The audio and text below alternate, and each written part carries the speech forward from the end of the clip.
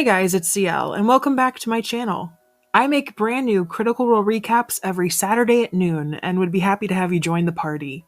If you haven't already, please go ahead and subscribe, and hit the Bertrand bell to be notified of future videos. Now, without further ado, let's discuss the 19th episode of Campaign 3 of Critical Role. Our episode opens with the Bells Hells beginning their deep dive of lore with Estani, one of the last known people to have worked with the Loomis twins before their death. Before I get into all the backstory stuff, and that's why you're all here, here's what we learned about the twins. When they were attacked in the gardens behind Estani's abode, they had their bags with them stolen.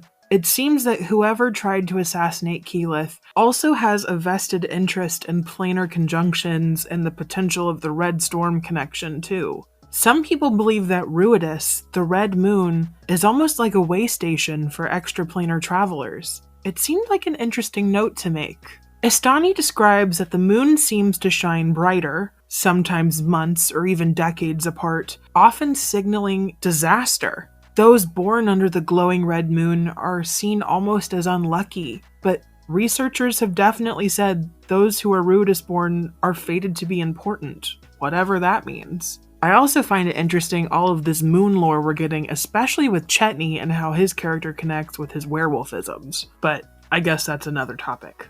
Notable names include Dressig, an Iron Fist tyrant who ruled the land before he was defeated and conquered by Zan Taldore, the land later becoming Taldore. There was Elixion, a great hero who fought in the Calamity who mysteriously vanished one day. And finally, the one we'd all know, the Mistress of Ravens herself before she ascended to godhood. I find it so interesting how the Raven Queen ties back to multiple campaigns now, and I'm interested to know if Ruidasborn have anything to do with those who are fate-touched like Vax or rune children like Gilmore. The group speculate that maybe even the Loomis twins are Ruidasborn, and that maybe that's why they have a target on their back. It seems that's not knowledge that's given willingly in the world of Exandria. Maybe it's like telling someone you were born on Friday the 13th.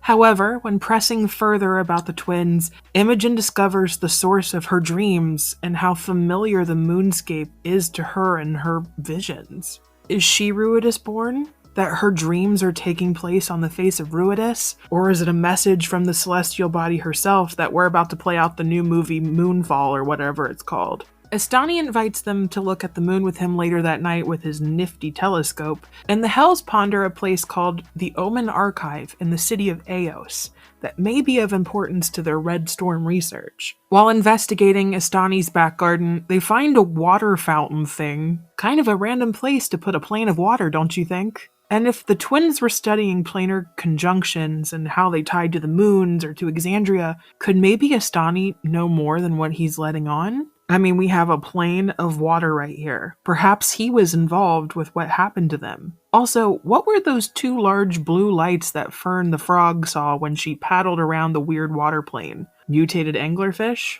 What do you guys think?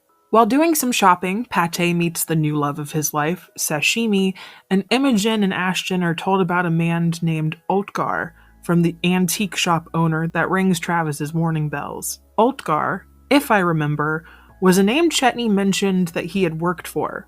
I don't entirely remember, but I think Chetney may have killed him or eaten him during his transformation or something. And rightfully so, he apparently schemed this kind old lady almost out of business.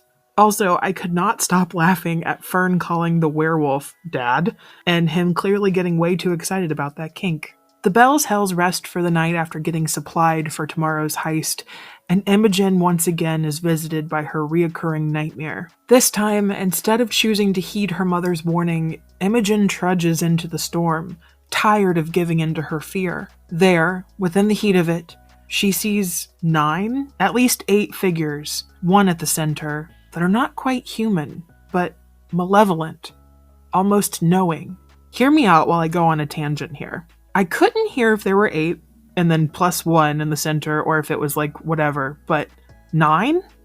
The 9 eyes? Ira, the Nightmare King, having the same name as one of those 9 eyes? Could it all be connected? That Lucian, a name meaning light, could have been one of the heralds sent from Ruidas to count down Exandria's final days. Okay, I'll stop. Any more doomsday theorizing and I'll start to sound like FCG. I do want to give a big round of applause to Laura and the incredible performance she gave as Imogen. It was just so intense watching her stuck in her fear and her worry and watching the tears come as things intensified. It was a really beautiful thing to see. No wonder she won a BAFTA. Also, speaking of Laura, we may finally get confirmation on how far in advance these episodes are filmed. With Laura's new purple hair missing in action, I'm guessing when it finally shows up, we will have more of a concrete answer to how filming works for them in the post-COVID world. The episode concludes as the Bells Hells arrive to Gianna Hexam's task, meeting a group called The Verdict, the folk who our heroes had met previously on the way in from the Heartmoor. They're sponsored, is that the word? By Isha Sabonis. And I'm curious how the rivalry with Gianna Hexam's gonna work there. Are they just in the same frame of business? Maybe they went to high school together and she hates that bitch? I don't know. Let me know what you guys think.